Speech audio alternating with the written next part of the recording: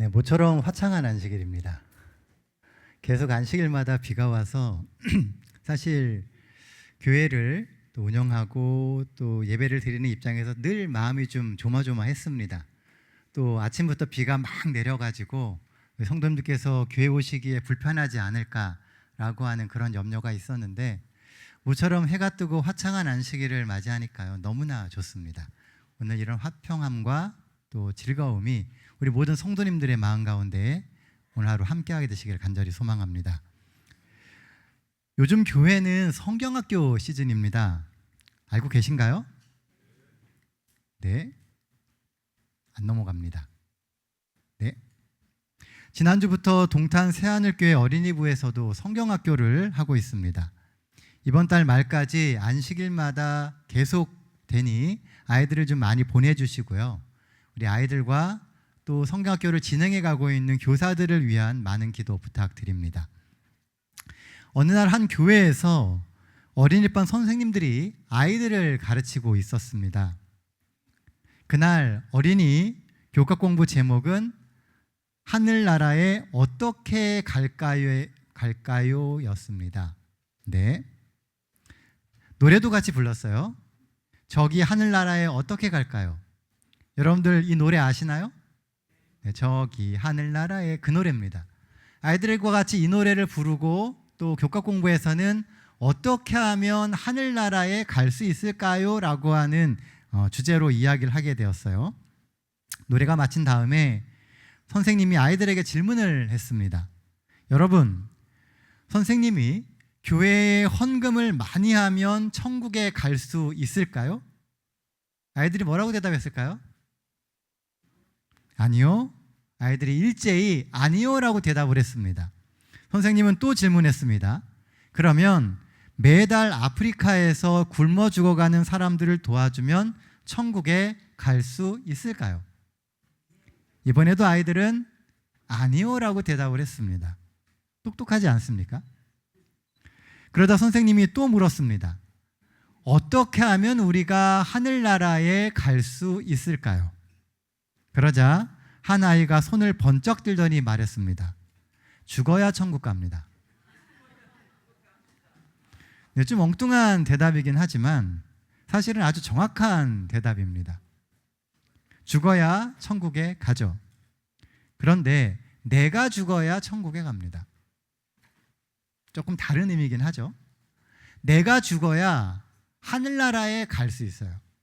내가 죽지 않는 사람은 절대로 하늘에 갈 수가 없습니다. 하지만 이것만큼 어렵고 힘든 게 없습니다. 결국 우리의 신앙생활은 자아와의 싸움이에요. 내가 어떻게 죽느냐, 나를 얼마나 비울 수 있느냐, 나를 얼마나 내려놓느냐의 싸움인 것 같습니다. 이 안식일 자아를 내려놓고 하나님을 향한 믿음을 붙드는 우리 모든 동탄 새하늘교회 모든 성도들 되시기를 간절히 바랍니다. 자, 오늘 함께 은혜를 나눌 말씀은 고린도 후서 11장 27절로 30절에 있는 말씀입니다.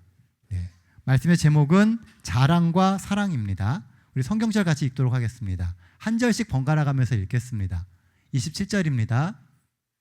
또 수고하며 애쓰고 여러 번 자지 못하고 줄이며 목마르고 여러 번 굶고 춥고 헐벗었노라. 이 외의 일은 고사하고 아직도 날마다 내 속에 눌리는 일이 있으니 곧 모든 교회를 위하여 염려하는 것이라. 누가 약하면 내가 약하지 아니하며 누가 실족하게 되면 내가 애타지 아니하더냐. 내가 부득불 자랑할진대 내가 약한 것을 자랑하리라. 예, 감사합니다. 오늘 본문의 이야기는 사도 바울의 이야기예요. 그리고 사도 바울이 어떠한 신앙생활을 해왔는지에 대한 이야기가 오늘 본문의 이야기입니다. 본문이 주는 첫 번째 기별은요, 영혼을 사랑하는 마음이 있는가입니다. 28절 말씀입니다. 이외의 일은 고사하고 아직도 날마다 내 속에 눌리는 일이 있으니 곧 모든 교회를 위하여 염려하는 것이라. 오늘 본문은 사도 바울이 어떠한 고생을 하며 교회를 섬기고 복음을 전했는지를 말해주는 말씀입니다. 복음을 전한다라고 하는 말은요, 말 그대로 고난의 연속이고 결코 쉬운 일이 아닙니다. 왜냐하면 한 사람의 마음을 얻고 그 사람의 삶에 예수 그리스도를 통한 희망과 소망을 심어주는 일이기 때문에 그렇습니다. 삶의 가치관을 바꿔야 하고요, 인생관을 바꾸는 그 어려운 일이 복음을 전하고 전도하는 일입니다. 그러므로 우리 중에 전도에 열심을 내고 또 주변 사람들에게 복음의 좋은 본을 보이기 위해서 열심을 내시는 성도님들을 보게 되면 감사의 마음이 들고요, 또 저절로 존경의 마음이 들게 됩니다.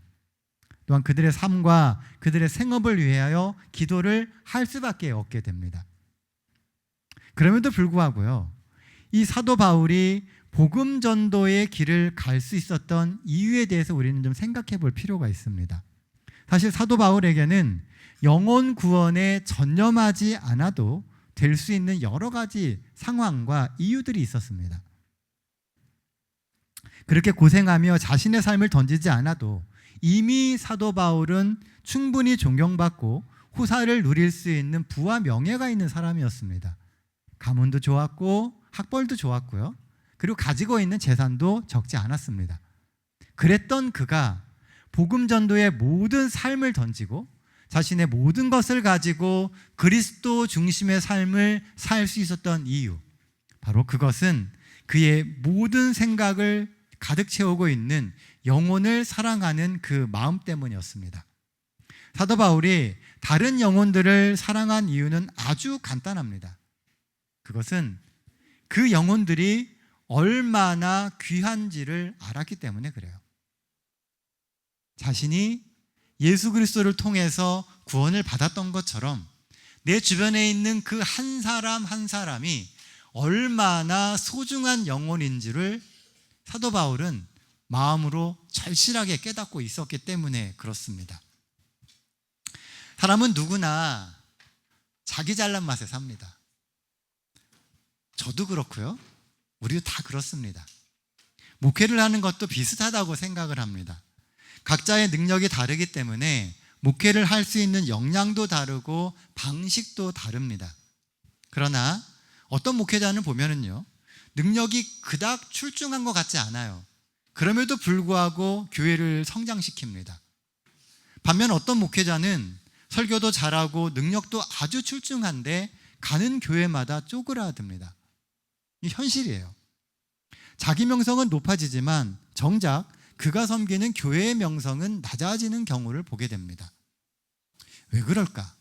가만히 생각을 하면서요, 제가 내린 결론은 바로 목양의 마음 때문입니다. 목양이 뭡니까? 양을 키우는 마음이에요. 내게 있는 양을 돌보며 그 양을 자라게 하며 믿음으로 성장하게 하느냐 하지 않느냐의 차이라는 겁니다. 화려하게 빛나는 것만이 유가 아닙니다. 우리는 빛나는 사람이 되고자 하는 마음들을 자주 가져요. 그래서 내게 있는 멋진 것들을 보여주려고 하죠. 가진 소유를 자랑하기도 하고 나의 학벌이나 나의 배경을 자랑하기도 합니다. 그러면서 내가 얼마나 대단한 존재인지를 드러내고 싶어 해요. 하지만 빛나는 게 유가 아닙니다. 중요한 것은 내실이 있어야 된다는 거예요. 열매가 있어야 한다는 겁니다. 이것은 성도된 우리에게도 동일하게 적용됩니다. 이왕이면 여러분들도 여러분들이 계속 성장할 수 있는 교회, 여러분의 신앙에 생동감을 주며 여러분들이 영적으로 성장할 수 있는 교회를 다니기를 원하지 않으십니까? 그런 교회를 만드는 힘이 바로 목양하는 마음이에요. 서로가 서로를 돌보며 영적으로나 물리적으로 서로가 서로를 섬기는 그런 목양의 마음이 필요하다는 겁니다. 교회는요, 한두 사람이 잘한다고 모든 것을 채워줄 수 있는 곳이 될 수가 없습니다. 우리는 다 같은 구성원이에요. 하나님께서요, 가인에게 와서 물으셨습니다. 가인이 아벨을 죽인 다음에 가인에게 하셨던 아주 유명한 질문이 있습니다. 가인이 하나님께 뭐라고 대답을 해요? 내 아우가 어디 있느냐라고 했을 때 내가 내 아우를 지키는 자니까 라고 대답을 했습니다. 그런데요, 사실 가인은 아벨을 지키는 자가 되어야 했어요. 우리는 종종 그런 생각을 합니다. 내가 내 옆에 있는 사람들까지 다 책임져야 되냐고. 바쁘고 할 일도 많고 정말 정신없고 시쳇말로 나 하나 챙기고 살기도 힘든 이 세상에서 내가 남들까지 신경 쓰며 살아야 되느냐라고 생각할 수 있습니다. 그런데요, 내게 옆에 있는 사람이 남이지만 그 사람에게 옆에 있는 나도 남이라는 겁니다. 내가 내 옆에 있는 사람을 챙기는 목양의 마음이 있지 않으면요, 그 사람 역시도 나를 목양하지 못한다는 거예요. 그러면 서로가 서로를 챙기지 못하기에 결국 그 모든 이 피해는 자신에게 돌아올 수밖에 없게 되는 것입니다. 목양을 해보면은요, 한 영혼이 얼마나 소중한지를 알 수 있습니다. 누군가를 전도해보고요, 누군가를 교회로 인도하며 그의 신앙을 지켜주기 위한 시간과 노력을 치르다 보면요, 한 영혼을 구원하는 게 얼마나 힘든 일이고 얼마나 소중한 건지에 대해서 절실히 느낀다는 겁니다. 나의 이익과 편의를 위해서 뻔뻔하게 남을 이용하거나 상처를 주지 않습니다. 그래서 말 한마디, 내 행동 하나하나가 내 주변의 영혼들에게 어떤 영향을 끼치는지를 늘 살피게 되고 조심하게 되어 있습니다. 그 영혼을 잃지 않기 위해서 나의 손해나 불편을 기꺼이 감수하게 되어 있어요. 이것이 목양을 하고 있는 사람들의 모습이라는 겁니다.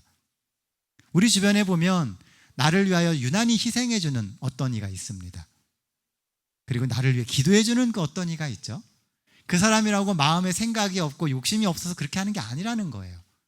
그 사람이 바로 여러분들을 소중하게 여기고 여러분들의 영혼을 주님 안에서 꼭 붙어있는 구원받는 영혼이 되게 해주기 위해서 스스로의 손해와 불편을 감수하고 있는 겁니다. 그리고 여러분들을 위해서 기도해 주시는 거예요. 사실 사도 바울은요, 수많은 고난의 시간 가운데서도 누구의 짐이 되지 않게 하기 위해서 천막을 깁는 직업을 가졌습니다. 그 당시에 천막을 깁는 직업은요, 아주 천한 직업이었어요. 그럼에도 불구하고 사도 바울은 그 일을 했습니다. 그걸 하면은 자기가 먹고 사는 그 비용을 댈 수 있기 때문에요. 어느 누구에게도 짐이 되지 않으려고 했던 것입니다. 또한 어느 곳에 가든지 한 영혼이라도 구원하기 위해서 언행을 아주 조심했습니다. 가는 곳에 문화를 존중해주고 그 사람들의 마음을 읽으려고 노력하고 그들의 마음 가운데 예수 그리스도의 사랑을 심어주기 위하여 정말 신경을 쓰며 살았다는 것입니다. 그게 바로 우리가 알고 있는 그 사도 바울의 모습을 만든 것입니다. 이 세상에서 살아가는 우리는요, 어떤 자리나 위치를 얻기 위해서 늘 노력하며 삽니다. 아주 열심히 살아요. 그 자리를 차지하기 위해서. 학생들은 좋은 대학을 가기 위해서 열심히 공부합니다. 밤낮으로 공부를 하죠. 취업준비생들은 원하는 직장에 들어가기 위해서 최선을 다합니다. 직장인들은 승진 또는 더 좋은 보직을 얻기 위해서 노력을 합니다. 그런데요, 나의 선택과 그 노력을 통해서 어떤 자리를 얻고 나면요, 반드시 그 위치에 따라서 지켜야만 하는 책임이 주어집니다. 우리가 선택한 이후에 선택에 따라 지켜지는 그 책임들이 어떤 경우는 부담처럼 느껴질 수 있어요. 그러나 그 부담조차도 사실은 축복이란 사실을 절대 잊으면 안 됩니다. 내 주변의 사람들을 진심으로 사랑하고 아껴주십시오. 나의 편의와 이익을 위해서 짐짓 상처 주며 그들의 어려움에 눈 감는 그런 삶을 살아서는 안 됩니다. 우리가 한 가족임을 기억하고 우리가 서로가 서로를 목양해야 되는 대상들임을 기억하고 살아가게 될 때 우리의 삶 속에 사도 바울의 때와처럼 마치 교회가 정말 하나님의 은혜 가운데 사랑 가운데 풍성해지는 경험을 하게 될 것입니다. 사도 바울처럼 우리 역시도 영혼에 대한 사랑과 헌신으로 이 삭막한 세상에 그리스도의 사랑으로 희망을 주는 우리 모든 동탄 새하늘 가족들 되시기를 간절히 소망합니다. 본문이 주는 두 번째 기별은 나의 약함을 자랑하라라고 하는 부분입니다. 30절 말씀입니다. 내가 부득불 자랑할진대 내가 약한 것을 자랑하리라. 약한 것을 자랑한다. 사실 이 말은요, 요즘과 같은 시대에 도무지 이해가 되지 않는 이야기입니다. 약함을 드러내고 나의 부족함을 이야기한다는 것은 어찌 보면 나의 치부를 드러내는 거예요. 나는 이러이러한 약점이 있다라고 하는 것을 사람들에게 공개하는 것입니다. 여러분들의 약점을 사람들에게 공개하면 어떻게 됩니까? 나중에는 그 약점이 부메랑이 되어서 나에게 돌아옵니다. 그래서 우리가 그것 때문에 낭패를 보는 경우를 굉장히 많이 경험하죠. 그래서 우리는 늘 우리의 약점을 감추는 데 익숙합니다. 내가 조금 더 괜찮은 사람처럼 보이게 만들고 싶고, 나의 약점이 없는 것처럼 보이고 싶어서 나를 잘 포장하죠. 어쩌면 사회생활을 잘하면 잘할수록 우리는 포장하기에 능숙해지는 사람이 되는 겁니다. 그래서 어느 순간에 보면 무엇이 진짜 나의 모습인지를 잊어버리게 돼요. 하나님 앞에 서서 나를 드러내고 나의 모든 것을 하나님께 드려야 되는데 어디까지가 나의 모습인지가 혼란스럽다는 겁니다. 가면을 쓰고 너무 오래 살다 보니까요, 어떤 모습이 진짜 내 모습인지를 잊어버리게 된다는 겁니다. 그런데 이 약함을 사도 바울은 어떻게 해야 된다고 이야기해요? 자랑한다고 이야기합니다. 뭔가 좀 이상하죠? 여기서 말하는 이 약함이라고 하는 말은요, 자신의 부족함과 품성의 약함을 의미하는 말이 아닙니다. 그가 믿음 생활을 하며 사도 바울이 경험했었던 부족함과 연약했던 경험을 이야기하는 거예요. 내가 그렇게 연약했던 적이 있다라고 하는 것을 이야기한다는 것입니다. 어쩌다 보니 이 사도 바울은요, 자신의 위치와 상황이 자랑처럼 보이는 그런 상황을 직면하게 됩니다. 사도 바울이 이룬 게 너무 많아요. 그 주변에는 그를 존경하는 수많은 사람들이 있습니다. 가는 곳마다 그가 세운 교회들이 있어요. 그러다 보니까 사람들은 사도 바울이 굉장히 완벽하고 대단한 사람인 것처럼 자꾸 우러러본다는 거죠. 그 순간 사도 바울은 자신도 예전에 이렇게 연약한 적이 있었고 이런 어려움 속에 실패한 적이 있다는 것을 담대히 고백한다는 것입니다. 지금에 있는 모습이 처음부터 그랬던 게 아니라는 거죠. 하나님께 부르심을 입은 그 순간부터 끊임없이 믿음을 향해 달려온 결과 지금의 모습이 된 것이지 내가 완벽한 사람이 아니라고 하는 것을 이야기하는 것입니다. 그러면서 연약한 자들을 돌보고 그들을 사랑하는 것에 대한 마음을 표현했던 것입니다. 사도 바울은 자신의 행위에 대한 인간적인 자랑을 하는 그런 어리석음을 멈추고 다시금 본질적인 주제로 돌아오자고 이야기합니다. 나의 나된 것은 모두 하나님의 은혜이고 눈에 보이는 이뤄놓은 것보다 지금 내가 영적으로 여전히 절실하게 하나님을 붙들고 있는 이것이 더 중요하다는 것을 사람들에게 다시금 일깨우는 것입니다. 우리는 일정한 위치에 올라가고 자리를 차지하고 나면 다 이뤘다고 생각해요. 그러면서 느슨해집니다. 처음 가졌던 그 마음을 잃어버리게 되는 것이죠. 내가 어떤 마음을 가지고 처음 출발했는지, 내가 어떤 마음을 가지고 이 신앙의 길에 발을 들여놨는지 그것을 쉽게 잃어버린다는 거예요. 혼란스럽고 그리고 복잡해지면 복잡해질수록 그럴 때일수록 우리는 어떻게 처음 시작을 했는지를 돌아봐야 합니다. 그러면 내가 지금 나된 것이 얼마나 큰 하나님의 은혜인지를 새삼 깨닫게 되는 거예요. 하나님이 나를 이렇게 인도해 오셨구나. 내 인생에 하나님이 이렇게 개입하셔서 내 인생이 지금의 모습처럼 되었구나 라고 하는 감사를 할 수 있게 되는 것입니다. 우리 주변에 보면은요, 이런저런 자랑을 하는 사람들이 종종 있습니다. 자랑하는 사람들의 이야기를 듣다 보면 듣기 좋던가요? 다들 착하신가 보네요. 자랑하는 얘기를 막 듣다 보면 무슨 생각이 들어요? 오늘도 또 저 얘기하네. 정말 듣기 싫다라는 마음이 생깁니다. 남들이 자랑하는 걸 좋게 듣는 사람들이 별로 없어요. 왜냐면 우리는 다 사단의 나쁜 마음들이 들어올 수 있는 그런 마음들을 가지고 있거든요. 사단이 주는 아주 나쁜 마음입니다. 사단이 우리의 마음 가운데 들어간 것이죠. 그러나 상대가 이런 마음이 들도록 만드는 사람도 사실은 사단의 지배를 받고 있는 것은 똑같습니다. 사단은 자랑하는 사람이나 그 자랑을 듣는 사람이나 양쪽의 마음을 다 흔들어서 다 망하게 만들어요. 내 것을 자랑하고 나의 나된 것을 자랑하는 그 순간부터 우리는 무너진다는 겁니다. 나도 무너지고 내 옆에 있는 사람도 무너져요. 그래서 결국 사단이 그 마음 가운데 들어와서 서로의 마음을 갈라놓고 서로 미워하게 만들고 그것으로부터 시작해서 분란이 일어나게 만든다는 것입니다. 그러므로 우리는 예수 그리스도 외에 그 어떤 것도 자랑하려 해서는 안 됩니다.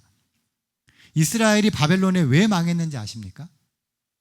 히스기야 왕이요, 바벨론 사신들에게 자랑하면서 왕궁의 금은보화를 다 보여줬기 때문에 그래요. 나한텐 이런 좋은 것도 있고 이런 좋은 것도 있다고. 그러니까 바벨론 군사들이 돌아가서 뭐라고 얘기해요? 이스라엘에 가니까 이것도 좋은 거 있고 저것도 좋은 거 있으니까 우리 거기 갑시다. 그래서 바벨론에 이스라엘이 망하게 된 겁니다. 자랑이 겉으로 볼 땐 좋아 보이지만 결국은 망하게 만드는 시작이 된다는 것이죠. 그때 다니엘도 잡혀갔고요, 이스라엘 왕도 잡혀가서 잔인하게 죽습니다. 누구를 원망하겠습니까? 자랑은 남에게 없는 것이 내게 있다라고 의스대는 거예요. 그러나 사랑은 이웃에게 필요한 것이 내게 있다는 것을 기뻐하는 것입니다. 사랑과 자랑은 조금 달라요. 그래서 내게 있는 그것을 필요한 이웃에게 기꺼이 나눠주는 것이 사랑입니다. 내가 뭔가가 있어요. 그러면 자랑할 게 아니라 사랑해야 된다는 겁니다.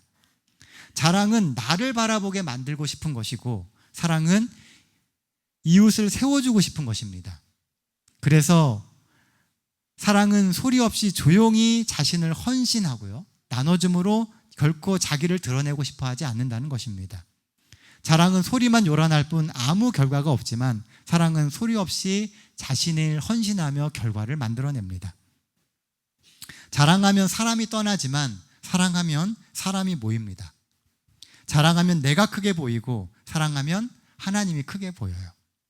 그래서 그런지 우리가 잘 아는 고린도전서 13장의 이야기가요, 아주 가슴에 크게 다가왔습니다. 사랑은 자랑하지 아니하며 교만하지 아니하며 무례히 행치 아니하며 자기의 유익을 구하지 아니하며 성내지 아니하며 악한 것을 생각하지 아니하며. 사도 바울은 자신의 약했던 경험을 잊지 않고 기억합니다. 그리고 늘 겸손히 먼저 사랑하려고 했었습니다. 예수님도 끊임없이 사랑하며 자신이 가진 모든 것을 나눠주셨었어요. 그래서 늘 예수님 주변에는 사람이 모였었고 예수님 때문에 사람들은 늘 행복했습니다. 우리 역시 겸손히 사랑하는 사람이 되어야 하지 않겠습니까? 우리의 겸손한 마음을 예수님 앞에 고백하며 겸손히 사랑하는 사람이 되게 해달라고 구할 수 있는 우리 모든 성도들이 되시기를 간절히 소망합니다. 이제 말씀 정리하도록 하겠습니다. 본문이 주는 첫 번째 기별은 서로를 귀하게 여기라는 거예요.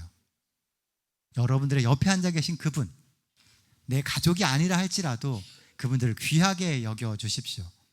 우리는 목양하는 성도가 되어야 돼요. 서로를 돌보고 서로를 아껴주며 서로를 소중히 여기는 우리가 되어야겠습니다. 아픔을 같이 할 수 있는 사람이 되어야 하고요, 자기의 이익을 위하여 상대를 희생시키는 그런 뻔뻔함을 버려야 합니다.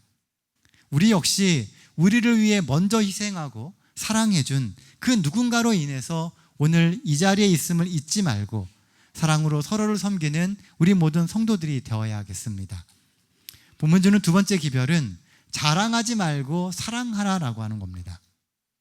우리 모두 연약했던 과거가 있습니다. 우리가 다 부족한 사람들이었어요. 지금의 강함과 성숙됨을 자랑의 도구로만 여기지 말고 사랑과 섬김의 도구로 사용하십시오. 그래서 오늘 하나님이 우리에게 부어주신 그 축복이 나를 세우고 내 이웃과 이 교회를 세우는 진정한 축복이 되도록 살아가는 우리 모든 새하늘교회 성도들 되시기를 간절히 소망합니다.